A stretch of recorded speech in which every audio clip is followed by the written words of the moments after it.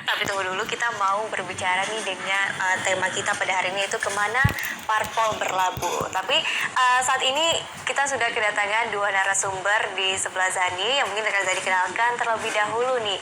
Di tempat sebelah Zani ada Bapak Haji Zainal ya, sebagai Wakil Ketua DPW PKB Provinsi Bengkulu. Selamat malam Pak Zainal. Waalaikumsalam warahmatullahi wabarakatuh. Ya, ini dan di sebelah Pak Zainal juga kita kedatangan Bapak Sujono sebagai Ketua DPW PKS Provinsi Bengkulu. Selamat malam, Assalamualaikum Bapak. Selamat malam. Ya, dan juga pemirsa, ini kita juga terhubung dengan Bapak Husin Abdisya Putra sebagai Sekjen DPD Hanura Provinsi Bengkulu dengan virtual ya. Nanti juga kita akan berkomunikasi dengan beliau secara virtual dan tapi kita akan berbincang-bincang juga dengan kedua narasumber kita yang sudah berkenan hadir pada hari ini dengan Bapak Zainal dan juga Bapak Sujono. Nah, tadi sudah Zani jelaskan mengenai narasumber kita pada malam hari ini di live talk show Bengkulu Memilih 2020. Tanpa berlama-lama nih ya Pak, kita tadi sudah sempat berbincang-bincang juga di belakang. Nah, ini Zani mau menanyakan nih Pak, ini ada untuk maju dalam pilkada itu tidak hanya diambil dalam secara independen tapi juga dengan partai politik. Nah, ini mau Zani tanyakan adalah seperti apa nih Pak persiapan pemilihan, karena kita tahu pada saat ini ada COVID-19 ya yang sedang melanda seluruh dunia, bahkan di Indonesia dan juga Bengkulu. Nah, itu gimana nih Pak persiapannya yang bakal ada 9 Desember mendatang pemilihannya? Ya, sebelumnya terima kasih. Assalamualaikum warahmatullahi wabarakatuh. Kepada pemirsa khususnya di Studio Provinsi Bengkulu terkait dengan pilkada di tahun 2020, saya kira tidak jauh berbeda dari pilkada sebelumnya. Cuman yang membedakan karena situasi yaitu masalah COVID-19. Ya, tentunya ya kalau selama ini kita tidak menggunakan APK, menggunakan APK, kalau selama ini kita bisa berkerumun semaunya kita, ya tentunya tidak berkerumun, atur jarak dan sebagainya. Jadi kalau masalah persiapan saya kira untuk KPU itu cukup matang. Untuk persiapan pilkada 9 Desember mendatang meskipun di tengah pandemi COVID-19. Mungkin dari Pak Sujono nih Pak, saya ingin mendengar kalau pendapat Bapak gimana nih untuk persiapan pilkada kita di tengah pandemi saat ini dan juga yang akan dilaksanakan 9 Desember mendatang, tinggal menghitung bulan saja ini. Terima kasih. Waalaikumsalam. Kalau menurut saya sebenarnya KPU itu sudah sangat siap ya penyelenggara ya, karena memang mereka mempersiapkan dari tahun 2019 bahkan tahapannya. Ini karena ada pandemi COVID-19 itu mengalami pengunduran dan itu mereka kan lebih siap sebenarnya, tinggal memodifikasi tadi kata Pak Zainal terkait dengan APK penambahannya kayak gitu. Jadi persiapannya dari tahapan waktu itu tadi kan disampaikan juga selain dengan jalur parpol juga independen ya, ada beberapa kabupaten yang di sana ada kandidat independen dan mereka udah jauh-jauh hari mendaftar menyerahkan persyaratannya itu, dan sekarang sudah tahapan verifikasi faktual ya, termasuk juga di provinsi itu coklit data memilih sekarang sudah berjalan gitu ya, dan saya rasa tidak ada masalah itu karena memang di masyarakat di bawah di daerah-daerah itu sebenarnya ada tidak adanya pandemi COVID-19 ini kayaknya nggak ada pengaruhnya begitu terkait dengan persiapan pemilu gitu. Cuman karena memang ada syarat-syarat dari pemerintah harus dengan protokol kesehatan, maka kemudian itu yang kemudian sedikit banyak secara psikologi mempengaruhi penyelenggara gitu.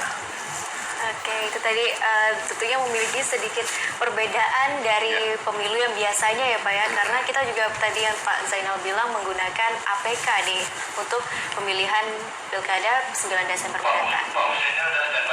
Oh iya, ini kita sudah terhubung juga dengan Pak Husin. Mungkin kita sapa dulu ya Pak Husin. Halo, selamat malam Pak Husin.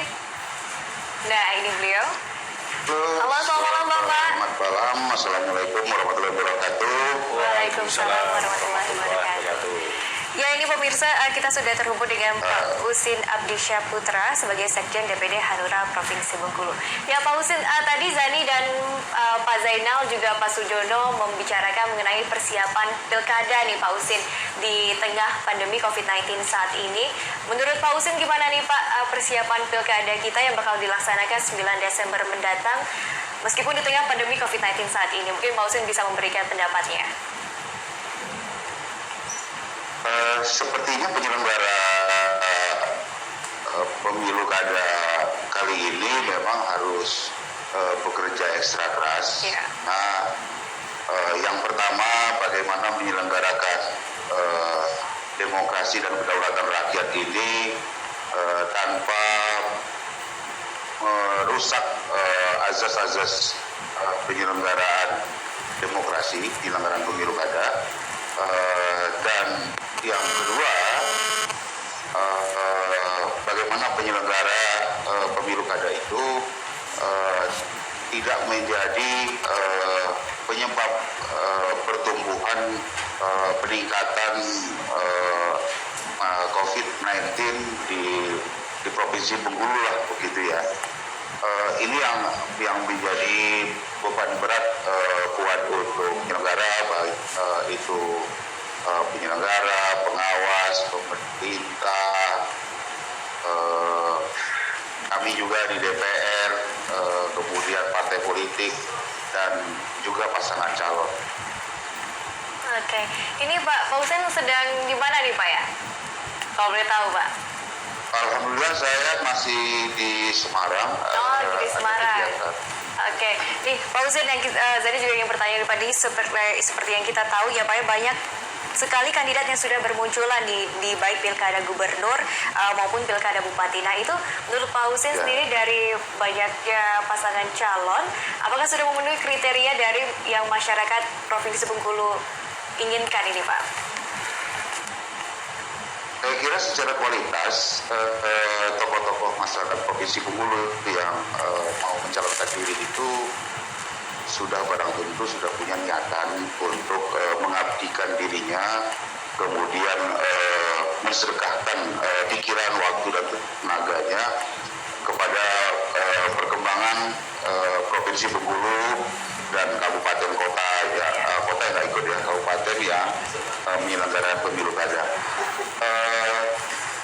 Berkenaan dengan tokoh-tokoh yang muncul hari ini, saya kira sudah punya nilai dan sudah punya greget untuk mengabdikan itu.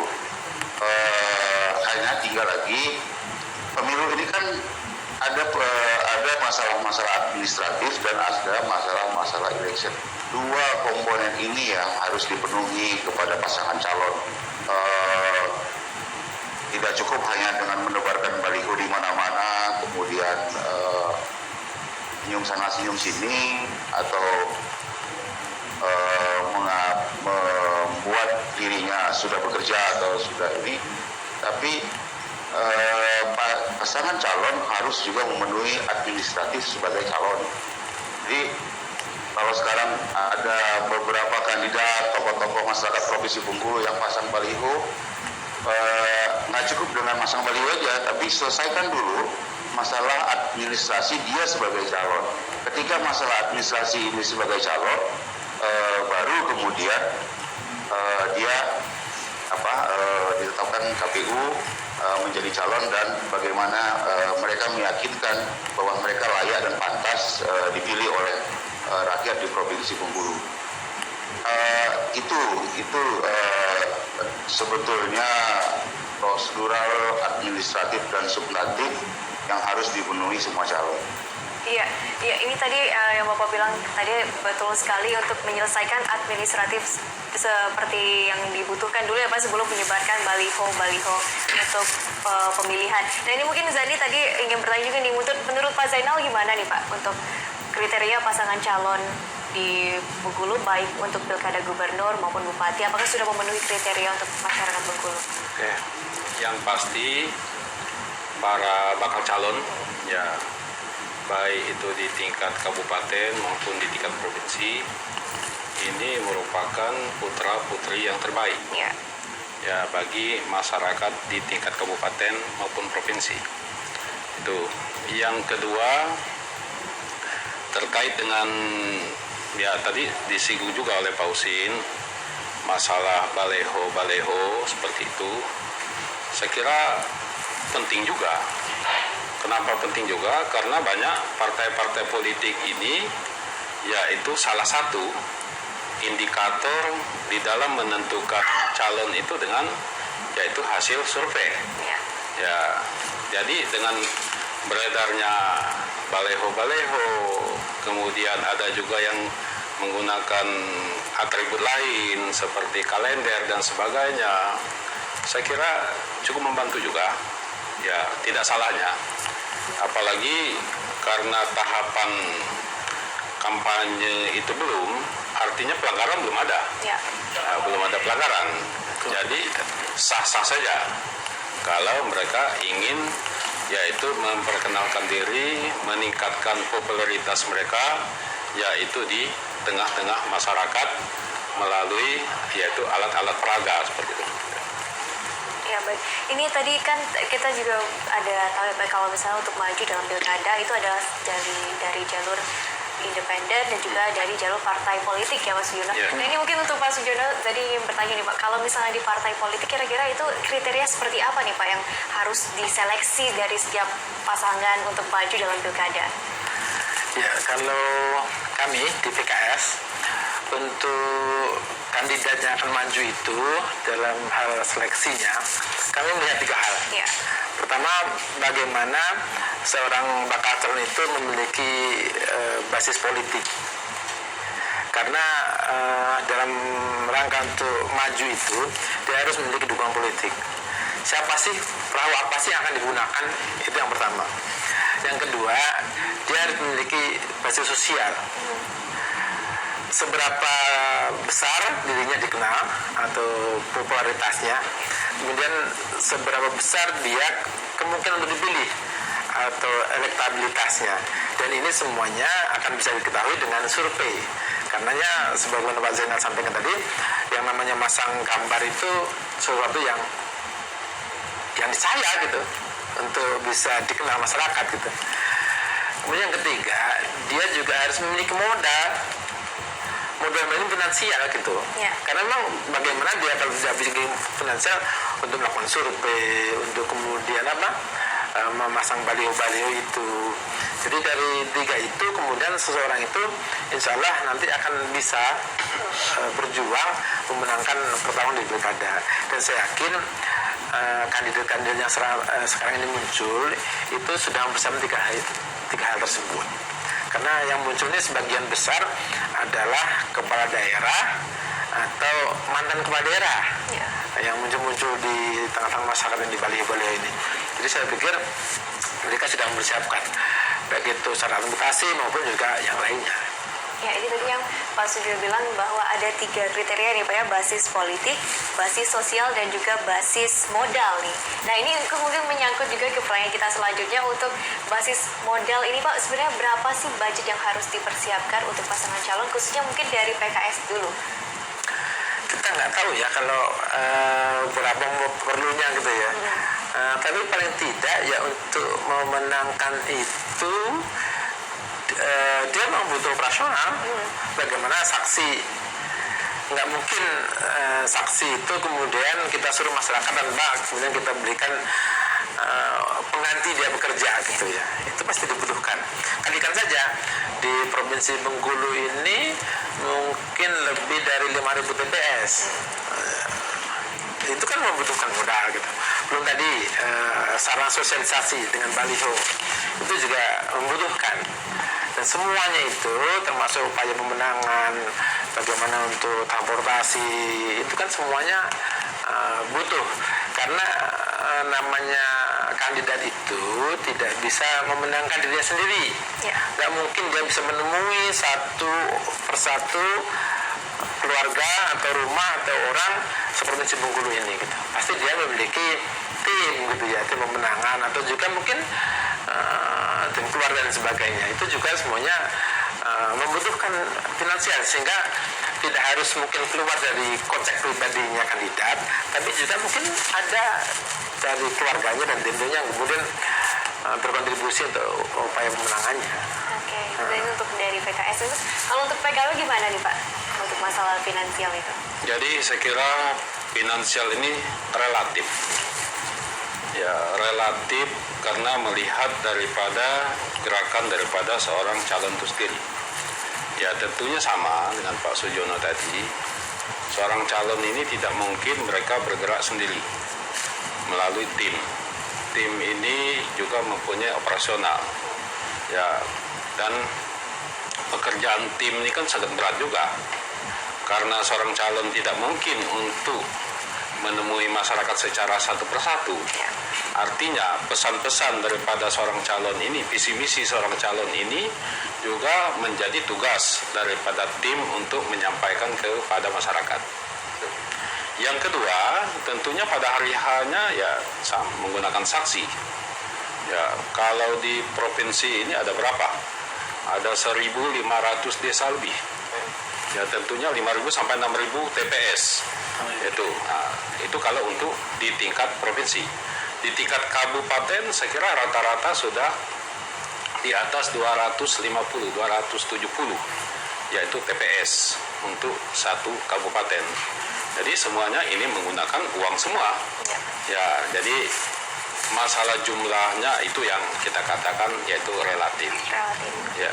Jadi untuk persiapan pemenangan juga, terus persiapan untuk pemilihan dan sebelumnya itu harus dipersiapkan juga ya Pak. Nah ini mungkin untuk Pak Usin ya, kita terhubung lagi dengan Pak Usin. Pak Usin tadi Zani berbicara mengenai masalah finansial nih ya untuk pasangan calon yang ingin maju ke dalam pilkada. Tadi udah mendengar pendapat dari Pak Sujono untuk partai PKS dan juga Bapak Zainal dari PKB. Nah ini untuk di Hanura sendiri seperti apa nih Pak Usen untuk masalah finansial jika ingin maju ke dalam pilkada? Saya setuju dengan Pak Sujono. Memang kalau seorang pemimpin harus punya modal politik, semuanya modal politik. Dia harus punya modal sosial. Dan dia sudah memiliki pengalaman yang sudah melakukan eksperimen pengabdian dia selama dia menjabat. Kalau dia sebagai orang atau incumbent atau orang yang sudah pernah menjabat menjadi jabatan publik. Kalau soal modal finansial itu kalau sebuah pertarungan politik itu nomor kesekian kalinya, itu bukan utama. Kalau dia punya modal politik, maka ada kekuatan politik yang sudah terbangun di dalam tokoh itu, dalam pasangan itu. Kalau dia punya modal sosial, dia lebih banyak jiwa sosialnya, kemudian apa yang dilakukan dia kepada masyarakat, apa yang sudah pernah dia lakukan pada daerahnya, itu juga modal sosial. Jadi kalau soal kemudian dana saksi dan biaya kampanye apa segala macam, bagi saya itu sebuah keniscayaan. Kalau bahasa kita itu ya jangan kemudian itu sebagai yang utama dalam mengukur pantas atau tidaknya pasangan calon yang kita usung. Jadi kalau berkaca pada apa yang disampaikan oleh Pak Sujono, saya kira KS akan bersepakat dengan kami juga sama-sama mengusung pasangan yang satu. Apalagi PKB dengan Hanura itu sudah pernah berpengalaman memenangkan pasangan calon begitu ya. Pak Zainal sebagai tim yang memenangkan calon di Kabupaten Kepahyang waktu itu saya acungkan jempol dan saya yakin Pak Zainal juga akan bergabung bersama Hanura menjadi satu tim yang akan juga memenangkan pasangan calon yang kami usung. Oke, baik. Ya, itu tadi bahwa setuju juga dengan pendapat Pak Sujono tadi ya Pak ya, kalau untuk ada basis politik tadi, terus juga ada basis sosial dan juga basis modal. Nah ini pemirsa, kita masih akan berbincang-bincang nih Pak dengan Pak Sujono dan juga Pak Zainal, dan juga terhubung secara virtual dengan Bapak Husin yang lagi di Semarang nih untuk berbincang-bincang mengenai tema kita pada hari ini, yaitu kemana parpol berlabuh. Tapi pemirsa, kita akan jeda pariwara sejenak dan kami akan kembali tetap di Bengkulu Memilih 2020.